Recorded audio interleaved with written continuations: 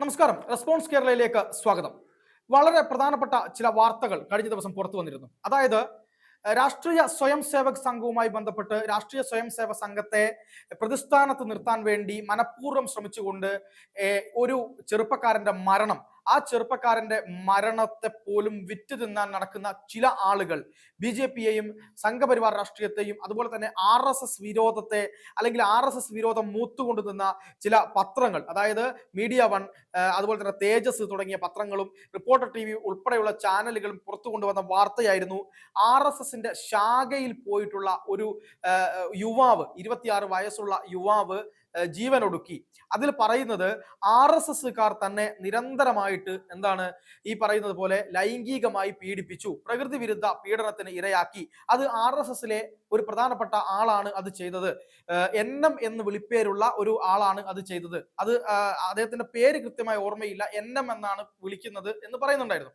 അതിനുശേഷം താൻ കഴിഞ്ഞ 6 മാസം, ഒരു കൊല്ലത്തിനടുത്തായിട്ട് ഭയങ്കര പ്രശ്നത്തിലായിരുന്നുവെന്നും 6 മാസമായി വലിയ മാനസിക ആഘാതത്തിലാണ് എന്നും ഇതിന് ട്രീറ്റ്മെന്റ് എടുത്തുവെന്നും ഇത് പുറത്തു പറയാതെ ഇരിക്കാൻ പറ്റില്ലെന്നും RSS ഒരു വലിയ വർഗീയ വിഷ സംഘടനയാണ് എന്നും ഈ പറയുന്ന മരണപ്പെട്ട ആ ഒരു യുവാവ്, ഈ യുവാവിന്റെ ഇൻസ്റ്റഗ്രാം പോസ്റ്റിൽ ഈ പറയുന്ന കാര്യങ്ങൾ പങ്കുവെച്ചു എന്നുള്ളതാണ് പുറത്തു വന്ന വാർത്ത. സത്യത്തിൽ അത്തരത്തിലുള്ള ഒരു വാർത്ത പുറത്തു വന്നിരുന്നു. കോട്ടയം സ്വദേശിയായിട്ടുള്ള അനന്തു അജി എന്ന് പറയുന്ന യുവാവായിരുന്നു ഈ തരത്തിൽ RSSനെതിരായിക്കൊണ്ട് ഈ ഇൻസ്റ്റഗ്രാമിൽ പോസ്റ്റ് ഇട്ടുകൊണ്ട് ആത്മഹത്യ ചെയ്തു എന്ന് പറയുന്നത്. എന്നാൽ അന്ന് ഇത് വലിയ രീതിയിൽ ഈ പറയുന്നത് പോലെ പ്രചാരണം നടത്തിയ മാധ്യമങ്ങൾ RSSനെതിരെ വലിയ എന്തോ സംഭവം കിട്ടി, RSS എല്ലാം വലിയ മോശമാണ്, RSSൽ നടക്കുന്നത് പ്രകൃതി വിരുദ്ധ ലൈംഗിക പീഡനമാണ് എന്നൊക്കെ പറഞ്ഞുകൊണ്ട് മെഴുകിയ ആളുകൾ ഇന്ന് പക്ഷേ മിണ്ടാതിരിക്കുന്ന കാഴ്ചയാണ് നമ്മൾ കാണുന്നത്. അതിന്റെ പല വിവരങ്ങളും പുറത്തു വരുമ്പോൾ എന്താണ് അതിലെ സത്യാവസ്ഥ എന്നുള്ളതാണ് നമ്മൾ ഈ കാര്യവുമായി ബന്ധപ്പെട്ട് അന്വേഷിച്ചത്. കൃത്യമായ അതിന്റെ സത്യാവസ്ഥയിലേക്ക് കാര്യങ്ങൾ എത്തുന്നു. എന്തായാലും കോൺഗ്രസ് ഉൾപ്പെടെയുള്ള രാഷ്ട്രീയ സംഘടനകൾ ഈ കാര്യത്തിൽ കൃത്യമായ അന്വേഷണം ആവശ്യപ്പെട്ടുകൊണ്ട് പോലീസിന് പരാതി നൽകുകയും പോലീസ് അതിൽ കേസെടുക്കുകയും ചെയ്തിട്ടുണ്ട് എന്നുള്ള കാര്യം യാഥാർത്ഥ്യമാണ്. പക്ഷേ ഇതിൽ പോലീസ് പോലും പറയുന്നത് ഇതിവിടെ സംഭവിച്ച ഒരു കാര്യത്തെ പറ്റിയാണ്. അതായത് കോട്ടയം ചാമക്കാലയിൽ അജിമോന്റെ മകൻ അനന്തു അജിയാണ് തിരുവനന്തപുരത്തെ ലോഡ്ജിൽ തൂങ്ങി മരിച്ച നിലയിൽ കണ്ടെത്തിയത്. ഈ പറയുന്നത് പോലെ അദ്ദേഹം ഏതെങ്കിലുമൊക്കെ തരത്തിൽ അദ്ദേഹം ശാഖയിൽ നിന്ന് എന്തെങ്കിലും പീഡനം നേരിട്ടിട്ടാണ് മരണപ്പെട്ടത് എന്നുള്ള വാർത്ത RSS നിഷേധിക്കുകയാണ് ചെയ്യുന്നത്. RSS പറയുന്ന ചില കൃത്യമായ കാരണമുണ്ട്. അതായത് എന്തെങ്കിലും ഒരു കാര്യം വന്നാൽ എല്ലാ സംഘടനയും നിഷേധിക്കുകയാണ് ചെയ്യുക. പക്ഷെ ഇവിടെ നമ്മൾ ഫാക്ട്, അതായത് സത്യാവസ്ഥ എടുത്ത് പരിശോധിച്ചു കഴിഞ്ഞാൽ നമുക്കതിന്റെ കൃത്യമായ കാര്യം മനസ്സിലാവും. അതായത് അനന്തുവിന്റെ അച്ഛൻ അജി എന്ന് പറയുന്ന വ്യക്തി, അദ്ദേഹം RSSുമായി ബന്ധപ്പെട്ട് നിരന്തരമായി പ്രവർത്തിച്ചു കൊണ്ടിരുന്ന വ്യക്തിയാണ്. ഈ പറയുന്ന അനന്തുവിന്റെ അമ്മ RSSന്റെ കീഴിലുള്ള സ്കൂളിലെ അധ്യാപികയായിരുന്നു എന്നുള്ളതാണ് മനസ്സിലാക്കേണ്ടത്. അനന്തുവിന്റെ സഹോദരി ബാലഗോകുലവുമായി ബന്ധപ്പെട്ട് പ്രവർത്തിച്ചിരുന്ന, ബാലഗോകുലത്തിലൊക്കെ പോയിരുന്ന ആളാണ് എന്നുള്ളത് നമ്മൾ മനസ്സിലാക്കണം. ഇവിടെ RSSന്റെ ഒരു ചുമതലയുള്ള, ആ പ്രദേശത്തെ തന്നെ ചുമതലയുള്ള ഒരു പ്രധാനപ്പെട്ട സ്വയം സേവകനായിട്ടുള്ള വ്യക്തി ഈ കാര്യത്തിൽ ചില കൃത്യമായ നിലപാടുമായി രംഗത്ത് വരികയും ചെയ്തിട്ടുണ്ടായിരുന്നു. അദ്ദേഹം പറയുന്ന കാര്യങ്ങൾ നമ്മൾ ഒന്ന് സൂക്ഷ്മതയോടെ വിലയിരുത്തിയാൽ തന്നെ ഈ കാര്യത്തിൽ എന്താണ് സംഭവിച്ചതെന്ന് നമുക്ക് മനസ്സിലാവും. അതായത് ഈ അനന്തവുമായി ബന്ധപ്പെട്ട് അതിൽ പറഞ്ഞിട്ടുള്ള, അതായത് ഇൻസ്റ്റഗ്രാം പോസ്റ്റിൽ പറഞ്ഞിട്ടുള്ള പല കാര്യങ്ങളും തെറ്റാണ് എന്ന് നമുക്ക് ഒറ്റ നോട്ടത്തിൽ മനസ്സിലാക്കാവുന്ന കാര്യമാണ്. അതിൽ ഒന്നാമത്തത് പറയുന്നത് 3-ാം വയസ്സ് മുതൽ ഞാൻ ശാഖയിൽ പോയി തുടങ്ങിയിരുന്നു എന്നാണ് പറയുന്നത്. 3-ാം വയസ്സ് മുതൽ ഏതാളാണ് ശാഖയിൽ പോവുക? 3 വയസ്സ് എന്ന് പറയുന്നത് പിഞ്ചു പ്രായമാണ്, കുഞ്ഞു പ്രായമാണ്. ആ പ്രായത്തിൽ ശാഖയിൽ ഒരാളെയും കടത്തില്ല എന്നുള്ളതാണ് യാഥാർത്ഥ്യം. അത്തരത്തിൽ ശാഖയിലേക്ക് ഒരാളെയും കടത്താത്ത 3 വയസ്സിൽ തന്നെ ശാഖയിലേക്ക് പോയി എന്ന് പറയുന്നത് പച്ചക്കള്ളമാണ് എന്ന് കൃത്യമായി ബോധ്യപ്പെട്ടിട്ടുണ്ട്. മാത്രമല്ല 2014 മുതൽക്കാണ് അനന്തു എന്ന് പറയുന്ന ആ ചെറുപ്പക്കാരൻ ശാഖയിലേക്ക് പിതാവിന്റെ കൂടെ പോകുന്നത് എന്നുള്ളതും പുറത്തു വന്ന കാര്യമാണ്. പിതാവ് എങ്ങനെയെങ്കിലും, അതായത് ഈ പറയുന്നത് പോലെ നമ്മൾ ഏതെങ്കിലും ഒരു വിദ്യാഭ്യാസ സ്ഥാപനത്തിൽ, അല്ലെങ്കിൽ ഇപ്പൊ മദ്രസ അല്ലെങ്കിൽ മറ്റ് ചില പഠന കേന്ദ്രങ്ങൾ, ചില സ്കൂളുകൾ, അങ്ങനെയുള്ള ഒരു സ്ഥലമല്ല ഈ പറയുന്നത് പോലെ ഈ RSS ശാഖ നടക്കുന്ന സ്ഥലങ്ങൾ. അത് വളരെ വിശാലമായ സ്ഥലമാണ് RSSന്റെ ശാഖ നടക്കുക. അല്ലാതെ ഒരു ക്ലാസ് മുറിയിൽ വെച്ച് എന്തോ പഠിപ്പിക്കുന്ന ഒരു കാര്യമല്ല ഇത്. അതുകൊണ്ട് തന്നെ അവിടെ നടക്കുന്ന പല കായികപരമായ കാര്യങ്ങൾക്കും വേണ്ടി വിശാലമായിട്ടുള്ള സ്ഥലത്ത് നിന്ന് എല്ലാവരും കാണുകയാണ് ഇത്തരത്തിലുള്ള പരിശീലനങ്ങൾ നടക്കുന്നത്. ആ ഒരു സ്ഥലത്ത് വെച്ച് ഇത്തരത്തിലുള്ള ലൈംഗിക പീഡനങ്ങൾ നടത്താനോ ലൈംഗികപരമായിട്ടുള്ള കാര്യങ്ങൾ ചെയ്യാനോ യാതൊരു തരത്തിലുള്ള സാഹചര്യവും ഇല്ല എന്ന് നമുക്ക് മനസ്സിലാക്കാം. ഇവിടെ ശാഖയ്ക്കുള്ളിൽ വെച്ച് നടന്നു എന്നാണ് പറയുന്നത്. അത് തന്നെ തെറ്റാണ് എന്ന് അവിടെ ബോധ്യപ്പെടുന്നുണ്ട്. ഇവിടെയാണ് മറ്റൊരു കാര്യം കൂടി നമ്മൾ മനസ്സിലാക്കേണ്ടത്.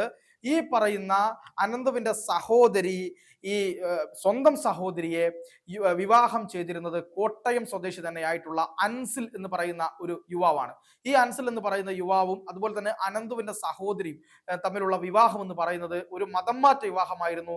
നിർബന്ധിച്ച് പ്രണയക്കെണിയിൽ വീഴ്ത്തി കല്യാണം കഴിച്ചതാണ് എന്നുള്ള വാർത്തകളാണ് പുറത്തു വരുന്നത്. അത് തന്നെയാണ് പല ആളുകളും പറയുന്നത്. ആ കാര്യത്തെ വെച്ചുകൊണ്ട് നമ്മൾ സംശയിക്കുമ്പോൾ ചില കാര്യങ്ങൾ പറയാതിരിക്കാൻ കഴിയില്ല. അതായത് അനന്തുവിന്റെ മരണം പോലും നമ്മൾ സംശയിക്കേണ്ടിയിരിക്കുന്നു എന്ന നിലയിലേക്കാണ് കാര്യങ്ങൾ എത്തുന്നത്. ഇവിടെ RSS ആവശ്യപ്പെട്ടിരിക്കുന്നത് അനന്തു എങ്ങനെയാണ് മരിച്ചത് എന്നുള്ളത് കൃത്യമായി അന്വേഷിക്കേണ്ടതുണ്ട്. അനന്തുവിന്റെ ഇൻസ്റ്റഗ്രാം ID ആരാണ് ഉപയോഗിച്ചത് എന്നുള്ളതും മനസ്സിലാക്കേണ്ടതുണ്ട്. കാരണം അനന്തു അല്ല ആ പോസ്റ്റ് ഇട്ടത് എന്ന് കൃത്യമായി അന്വേഷണ സംഘത്തിന് ബോധ്യപ്പെട്ടിട്ടുണ്ട്. പിന്നെ ആരാണ് ആ പോസ്റ്റ് ഇട്ടത്, എന്താണ് ഇവരുടെ ഉദ്ദേശം, ആരുടെ കയ്യിലാണ് ആ മെയിൽ ID അത് ഉണ്ടായിരുന്നത്, അത് ഏത് ഫോൺ അഡ്രസ്സിൽ നിന്നാണ്, അല്ലെങ്കിൽ ഏതെങ്കിലും സിസ്റ്റത്തിൽ നിന്നാണെങ്കിൽ ആ IP അഡ്രസ് ഏതാണ്, തുടങ്ങിയ കാര്യങ്ങളെല്ലാം തന്നെ അന്വേഷിക്കണമെന്നാണ് സംഘം RSS രേഖാമൂലം ഇപ്പോൾ പോലീസിനോട് ആവശ്യപ്പെട്ടിരിക്കുന്നത്.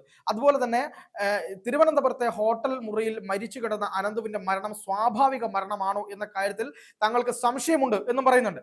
അതായത് ഈ സഹോദരിയുമായിട്ടുള്ള വിവാഹം കഴിഞ്ഞതിന് ശേഷമാണ് ആ കുടുംബത്തിന്റെ പല പ്രശ്നങ്ങളും ഉണ്ടായത്. ആ കുടുംബത്തിൽ സംഘവിരോധം, RSS വിരോധം കുത്തിവെക്കാനുള്ള ശ്രമങ്ങൾ നടക്കുന്നു. ആ സഹോദരിയുമായി ബന്ധപ്പെട്ട് ആ സഹോദരിയെ മതം മാറ്റാനും അല്ലെങ്കിൽ ഈ പറയുന്ന പോലെ രാഷ്ട്രീയപരമായിട്ട് മാറി ചിന്തിക്കാനുമുള്ള ശ്രമങ്ങൾ നടത്തുന്നു.